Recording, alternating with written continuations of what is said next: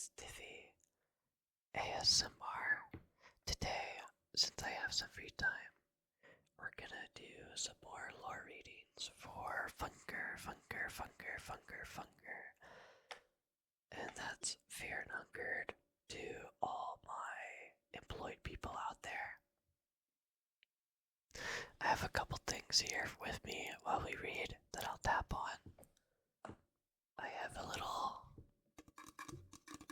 water bottle and just some nerdy little dust stuff to make some background noise. Today, for the readings, I thought since we did the characters last time, we can do the old gods, which are a very big part of the lore and story for the game. And for starting off, we can start off with Sylvian.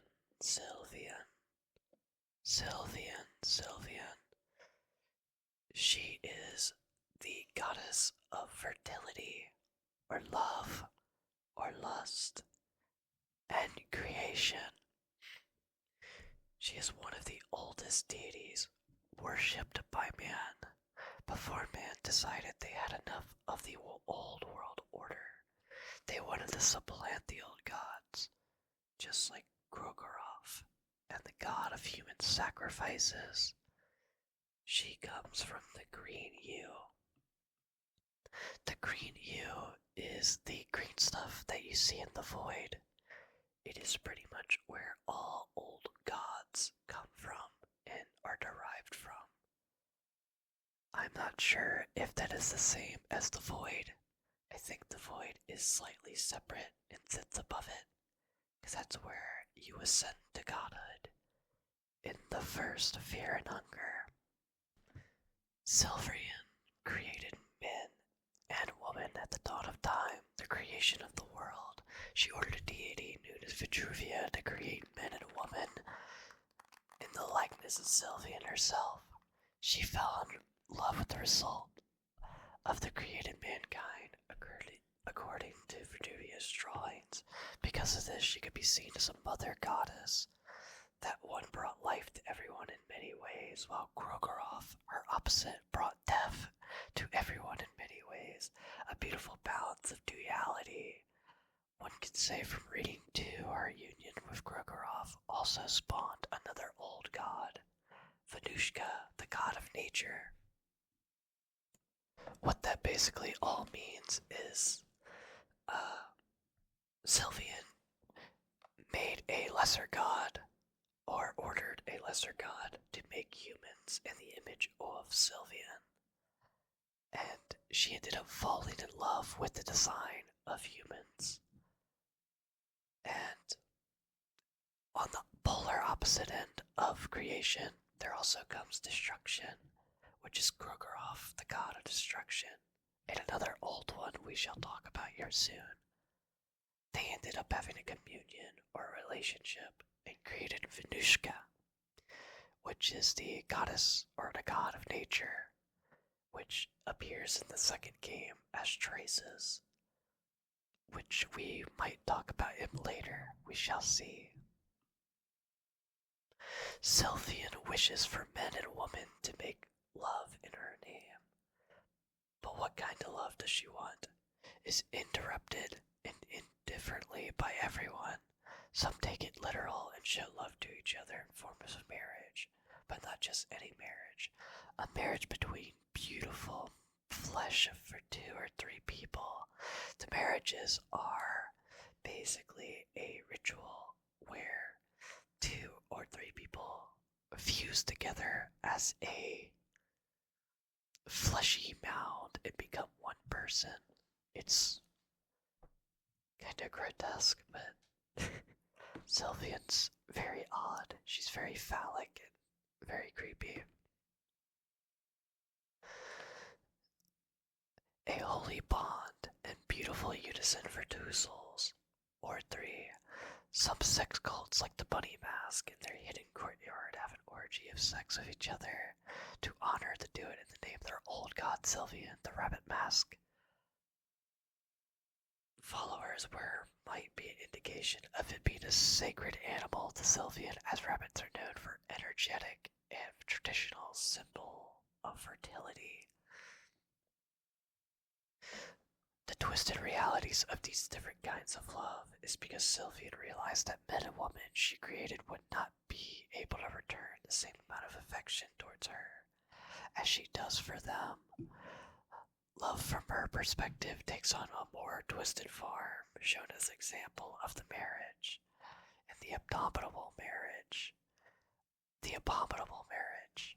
That is when you try to form a marriage more than 3 times. You become a fleshy mound, kinda like a hydra.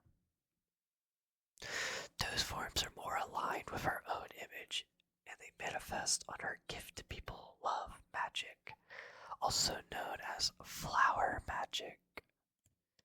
It is unknown when she left the world, but it is known that she was one of the first of the old gods to have disappeared from the world, and most likely was followed by Grogoroth afterwards. The traces of Grogoroth, which is one of the bosses in Fungar 1, reveals, after defeating it in battle, that the old gods and humans knew have left the world because humanity's selfishness and ambition towards usurping their position, and they understand nothing about the purity and ideas of the old gods. But even if humanity did have glimpses at such idea, they would not be able to comprehend it, as seen an ending be. In modern times, while not prominent of a deity as the past, Sylvian still holds considerable cultural relevance, with her cult of Bunny Mask active to this day around the continent of Europa. The goddess has a town square dedicated to her. Her name in Breville is the country in Fungar 2, Termina. She's still, after hundreds of years and the old gods leaving, they're still around to this day. So we can't talk about Sylvian without talking about her other half, Grogoroth. Grogoroth is an old god who originated from the green hue. Being the god of destruction of human sacrifices, he wishes for blood to be spilled in his name and embodies death, and all of it encompasses chaos, anarchy, sacrifice, and war. Destruction is seen as a part of a natural order, with death being necessary to pave the way for nascence and growth.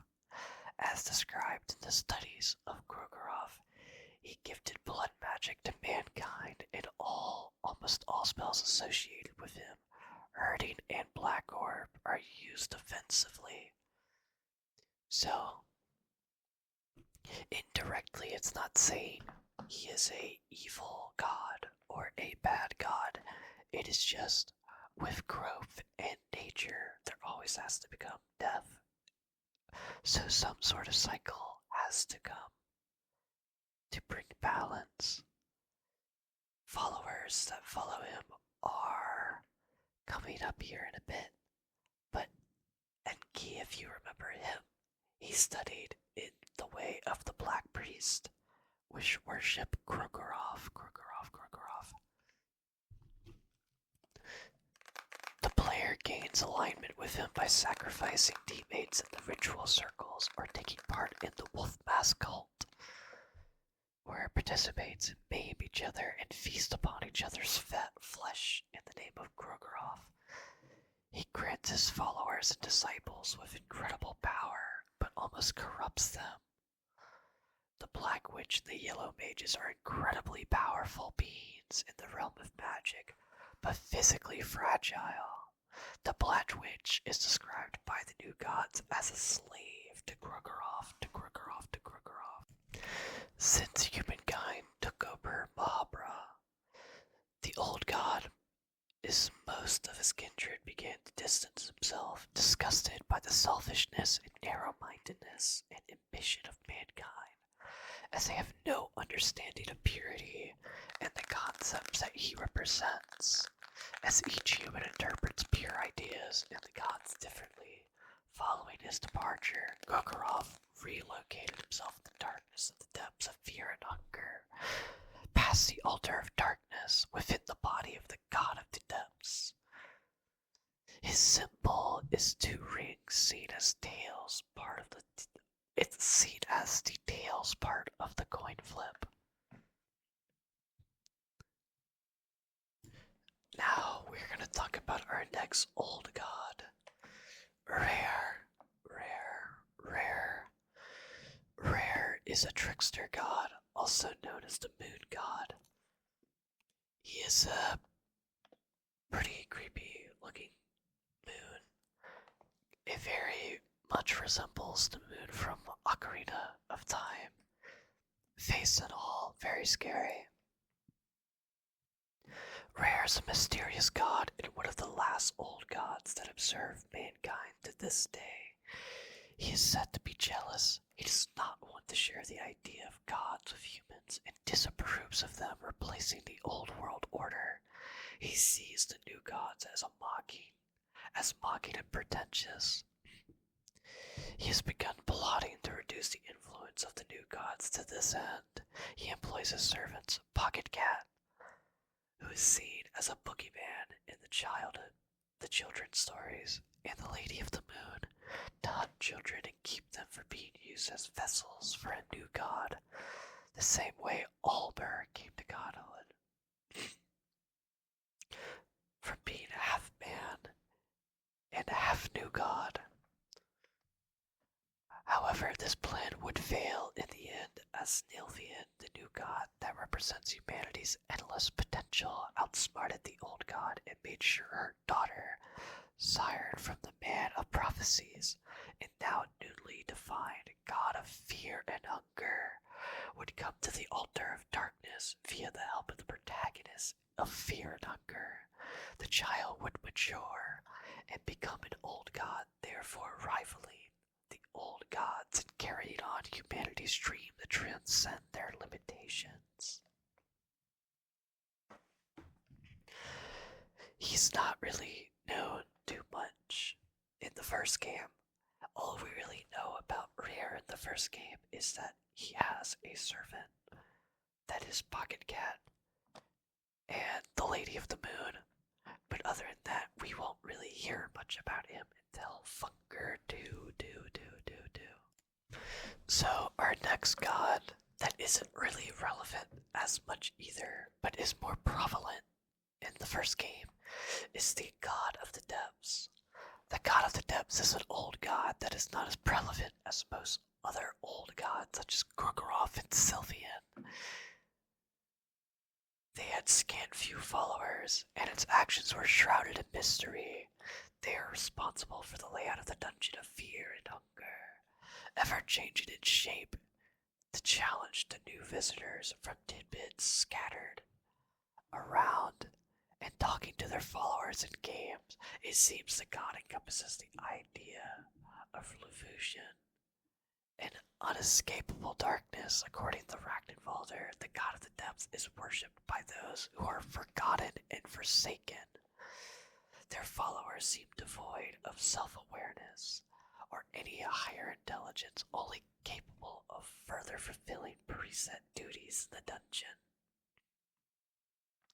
They are often insectoid, such as cockroaches, scarabs, spiders, and a quirky little NPC in the thicket, the Cockroach King. If not insectoid, creatures that were outcasts, stuck in the darkness, such as the cave dwellers, the body snatcher, and the butterfly, who are described as mindless servants to the god. At one point in history, the god of the depths was also Verdinated, or so-called the hermit mages of South, who were skilled in infusing rings with life-draining magic. Not much is known about the cult aside from its name. The skill, mastery over insects, is affiliated with the god and allows one to communicate with cockroaches. Unlike other gods, affiliation with the god of the depths is gained through fulfilling the cockroach king's quest instead of praying or making sacrifices. The few other spells they can provide is believer or mild offensive spells that are ranged in usefulness and make use of insects, birds, and needleworm is like just horrible. This god really doesn't give you much of anything unless it's like locust swarm and flock of crows, which are like the only thing it is useful for. The deity possesses the cube of the depths, an essential object needed to beach Mahabra. Unlike other older gods, the old god of the depths is present in physical form in the dungeon. The player can enter the mouth after destroying 3 god's hearts in the game. The god will open its mouth, and the player may enter the gauntlet, the most difficult area in the game. By difficult, they mean random shit killing you in one hit for no reason. And this brings us to our last old god of the series. This is Venushka. Venushka, also known as Ninash before the events of the game, is the god of nature in the universe of fear and hunger. He is the old god, and he is the offspring of Sylvian and Grogoroth. Currently, there is little known about him, other than him being introduced in the second game. Here's a little bit of lore. The older god that came to be from the union of Sylvian and Grogoroth, Venushka, is synonymous with nature. The god appears in different forms in different regions of the world. This is only natural as the nature itself appears in different forms around the world. As the cycle of destruction and creation is seen in its purest form in nature, it comes at no surprise that the very god of nature is the offspring of the gods of Grogoroth and Sylvian. Like the nature of mankind, the nature of Venushka too can change from raging volcanoes to serene grasslands and gentle winds lull ones to sleep. The similarities between nature and mankind are fitting, as both grew up sucking many bosoms of Sylvian, and were born from the same loins of Venushka. And the representation of humanity, Almir, are considered equal. Neither of the two stand taller. What is Venushka is for mankind to reap, just as nature reaps mankind old and weary. Now here is one of our first descended gods that is more prominent in the first game. Almir, also known as the Ascended One, or the False God. Before Almir became who he is today, and worshipped as a god, he was born a mortal man, born and raised in Judea, within the eastern sanctuaries. Judea would later become a holy city, because of Almir being born there. He was raised by a virgin mother, as Almir's father was a false god. Almir was humble, had humble origins. My headset messed up. He was raised by a virgin mother, as Almir's father was a false god. Almir was a humble origins. Almir has another origin story, however, written by Enki, in his skin Bible of Almir. According to this version, Almir was created by a master architect named Vitrivia, who designed him in the ultimate human being after noticing imperfections in her previous design and having ordered to do so by Grogorov. He was born in the year of 0, suggesting that immediately began working on his new world order, displacing the sultans and kings of old. Though the two stories share similarities, they are still distinct. He began to become popular and rise to prominence. Of his teachings, he gathered 12 apostles to attempt to bring forth a new world order. Corrupt kings and sultans all over the Eastern sanctuaries began to take notes of his popularity and the masses. And because of his ideal world to unite people under different religions and gods, they felt threatened by his power. Almir brought before them and was sentenced to death by crucifixion. His death marked the beginning of a new calendar, as he died in the year 0. When he died having intercourse with his lawful wife, he ascended to Prehevil and became an old god. His mortal remains were laid to rest within the ancient tomb near the ancient city of Mahabra, where they still remain to this day. It is revealed later on in Fear and Hunger Dharmata that he cast out his subconscious and hatred-filled parts deep into the sulfur pits, where he ascended to Godhead, giving his new ascended god, called the Sulfur God.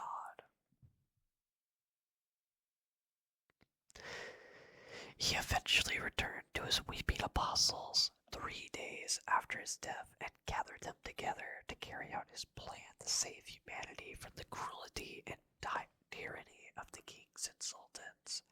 With his newfound strength as an ascended god, he killed said kings and sultans.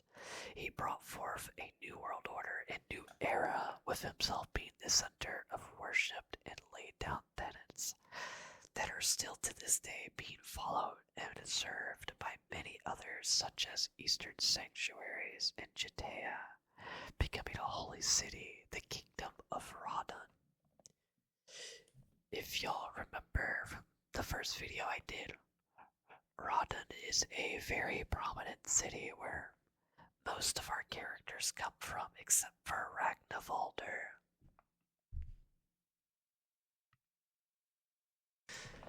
It is very on the nose with this character, but he's still important nonetheless. It is very, known that this is just the Jesus Christ of the Fear and Hunger world. And he's very quite different, because he's half human, half demigod. And for him to ascend, he had to throw away his hatred-filled parts into a pit that later became its own god that is hateful, that we see in the second game. This is our last god of the first game that we will talk about in this video. This is the god of Fear and Hunger. I wonder why they're so important. It's not like the game is named after them. But the god of Fear and Hunger is also known as the Ancient One, a pure creature with a soul that radiates light of an older god, along with Almir. She is the only old god born from a human, and considering his equal. The soul has formed itself by copullating Nilfian and Lagard. Of it hatched inside of the body of the little girl, after growing up knowing nothing but misery and suffering, and then being taken to the bottom of the dungeons of Fear and Hunger. She has a part of the fear, as a part of the god of the depths in her, as killing all 3 hearts murdered him. Only an old god never truly dies, and thus part of him were used to form her. She represents the ever-present darkness that can be used to create something new and improve humanity. By powering through it, her symbol of the god of the depths is a rooting symbol. It's kind of like a double R. Double R, double R, double R. The little girl is a very interesting character in the first game. You don't really ever think too much of her, and she's honestly quite useless. She can do spells and stuff, but the only time I would ever really get her is for a meat shield. A meat shield. But it is very interesting if you ever do play the game. Having this ending and going through the gauntlet and seeing her transform for the first time. It's honestly quite terrifying how it turns out. For now, that's all the time I have for today. Maybe we'll read more or play a game next time. But if you actually like Fear and Hunger and are interested in the story, Worm Girl has an amazing video on the game. That or Pyrocynical just released like an 8-hour long video that was actually pretty good and very insightful and very well studied. Like, you could tell he actually put a lot of effort into it. I'd say go watch that because I'm very illiterate and I can barely read. But, I'm gonna try to do more videos. No promises. I'll try. But for now, I hope you all rest well, and I love you all.